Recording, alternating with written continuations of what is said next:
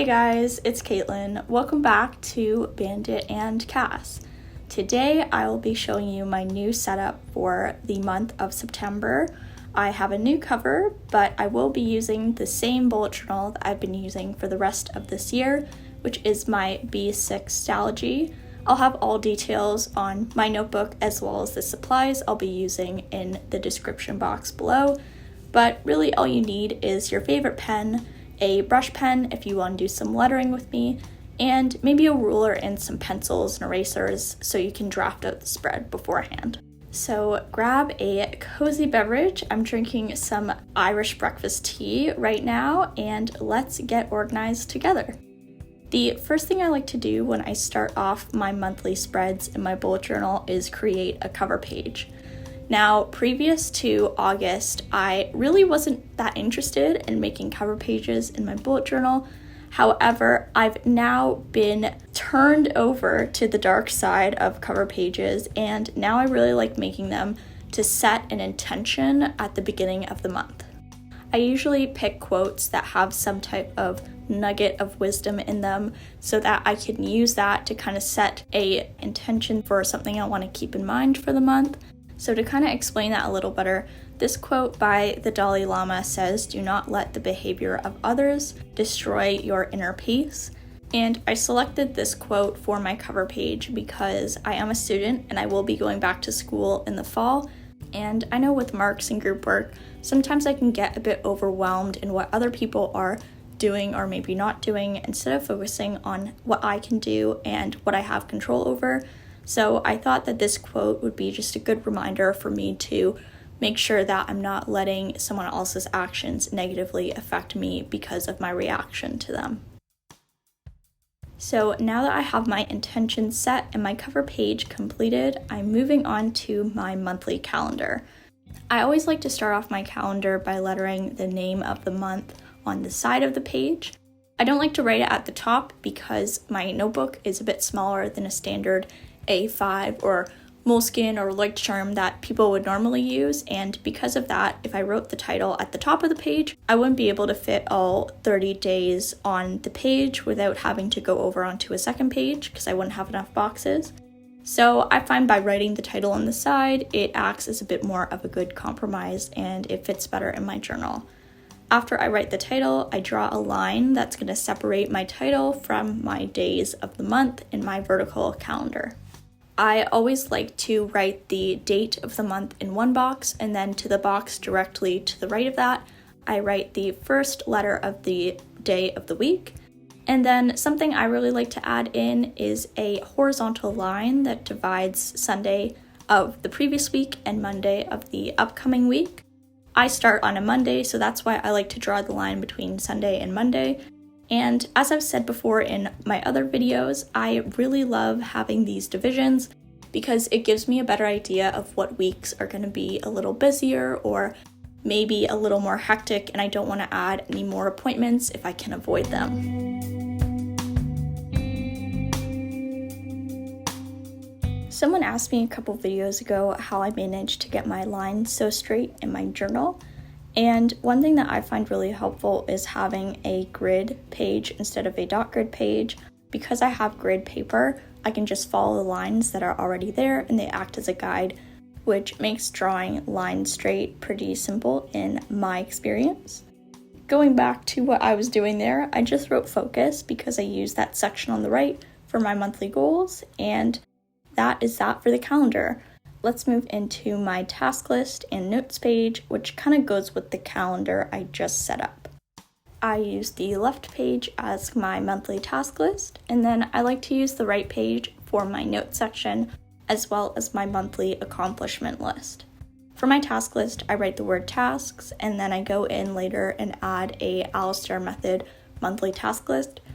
This is a great option if you're looking for something that allows you to schedule tasks in advance at the beginning of the month. And then for my notes section, I leave it blank, and then same for my wins section. The wins section is a spot for me to write down my monthly accomplishments and things that went really well during the month. Last month, some of my wins were finishing the Lord of the Rings book series. It took me 8 months to read them all, but I have finished them and I'm very proud of that. I'm using a pencil to write the word due because I'm not sure if I'm going to have a lot of due dates in September since my semester doesn't start till the second week of September. So I'm writing it in pencil for now so that if I don't have any due dates, I don't waste that space for due dates when I don't need to write any. Alright, now that the calendar and the task page and the notes page is done, let's move on to the habit tracker. I start my habit tracker by lettering 4 titles, which kind of separates my tracker into categories based on what I am tracking. So I have a section for habits. These are just things that I want to do daily or almost daily that I like to keep track of. I have sleep because I like to track when I go to sleep, when I wake up, and how many hours of sleep I get so I'm not tired and cranky. And then I also track energy levels.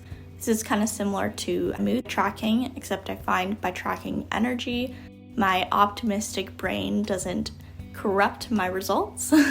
And then finally, I have a section on the far right for tracking my screen time on my laptop.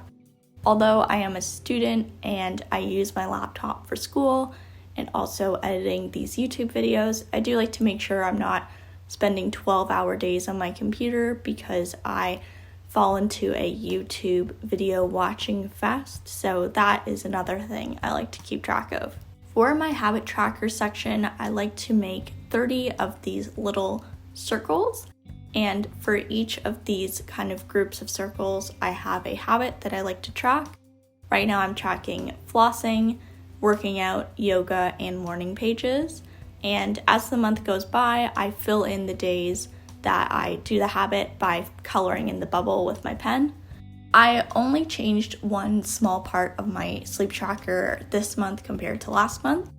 I did the same 30 days of the month across the top horizontally, and then the hours 9 through 9 on the vertical axis. But then at the bottom of that, I wrote the word hours because I want to see how many hours of sleep I get in addition to when I go to bed and when I wake up, because I think that'll just be a helpful piece of information to have in addition to when I go to sleep and wake up. And then for my energy tracker, I write the days 1 through 31 horizontally, and then vertically, I write high, medium, and low, and I will fill in those sections based on my energy levels.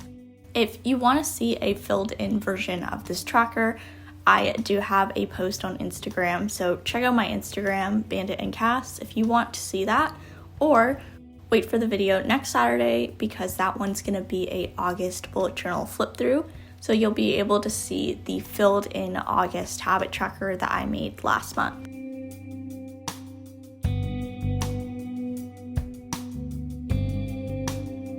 Now that I've finished my habit tracker, I'm moving on to my memory spread.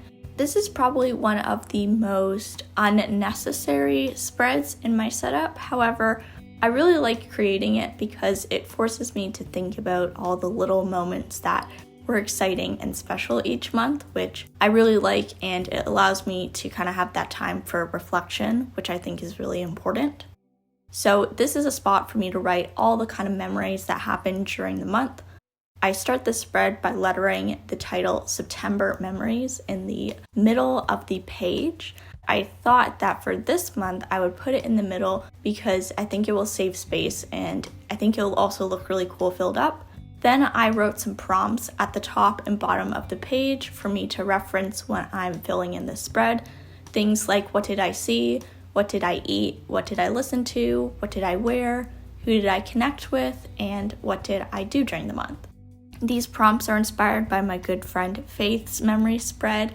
I'll link the post so you can see the inspiration if you'd like to.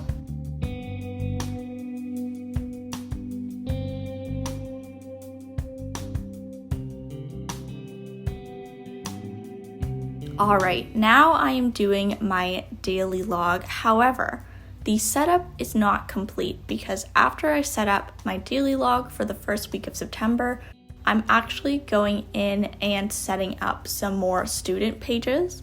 I decided to actually do this after the first week of daily logs or the first week of planning in September because my school doesn't start until the second week of September, so I didn't feel the need to set up these spreads before the first week of September since I won't need to be referencing them. Of course, you can set these up wherever you want in your bullet journal. I just prefer to have a sense of temporality and kind of order in my journal when it comes to timelines, so this is just something that I preferred. I decided to make 2 spreads for back to school in my journal. Although I made a bunch of them in my back to school bullet journal setup video, which you can check out if you want even more student bullet journal inspiration and ideas, I felt like these 2 were all I needed at the time and at the beginning of my fall semester. So here I'm setting up my fall timetable. This is very simple. It's just a spot for me to write down when I have class during the week, so I can see what time I have class and I'm busy and what time I don't have class and can maybe be studying or making these videos or anything like that. It's pretty simple. I write the hours 8 through 9 down the side because I do have classes till 9:30 sometimes, and I just do that for every day of the week. I also have a section on the far right for notes because sometimes there's weeks when you may not have a class the odd time, and I find it's good to have a space to note that so you don't accidentally show up to class when you didn't need to be there, because I have done that many times and it's not a big deal, but if it can be avoided, I would like to do that.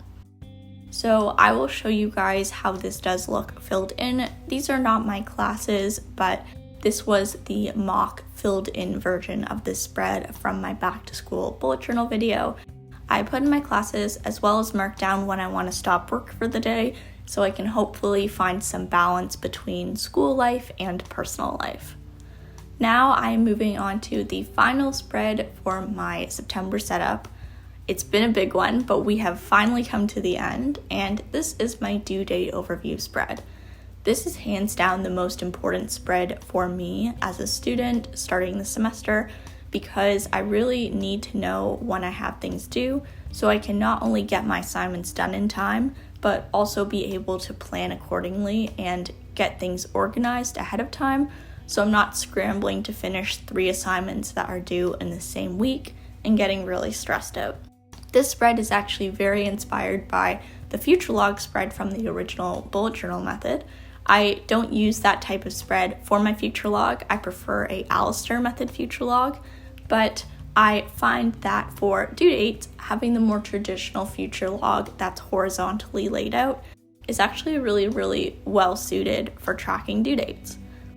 Because this is my second years of being in a master's degree, I have a good idea of how many due dates I'll have each month. So that is why I did 2 months per page.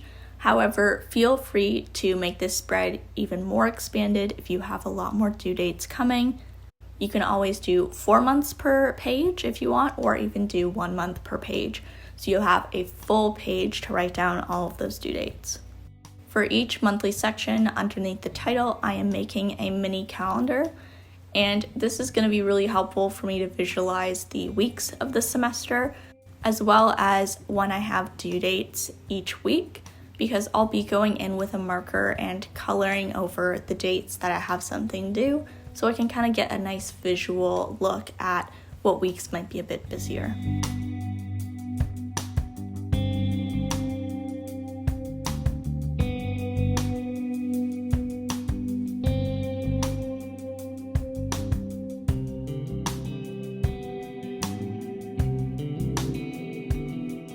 Once I finish the calendar, that is it for this spread. It's really simple, and beside the calendars, it's really fast because there isn't that much going on besides that, which is great. Here is a look at how it looks filled in with some mock due dates. Super simple, very future log inspired, but I think it's going to work really well, so I'm excited to use this once the semester starts. Alright guys, we have now come to the end of this setup.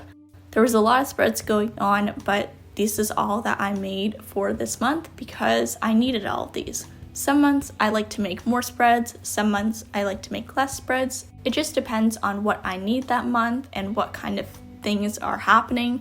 Like this month I had school starting, so I did need to create a couple extra spreads for staying organized for my graduate school. But feel free to add spreads that suit your life. If you're not in school, then maybe there's another spread that would be more helpful for you, maybe like a project tracker. Or if you are in school, here are a couple spreads that I did that you can maybe take inspiration from and give you ideas for what to put in your own journal. All right, so that is all for this Plan With Me, everyone. Thank you so much for watching, and I hope you enjoyed. If you have any questions, let me know down below, and I will see you guys next Saturday for another video. Bye, guys.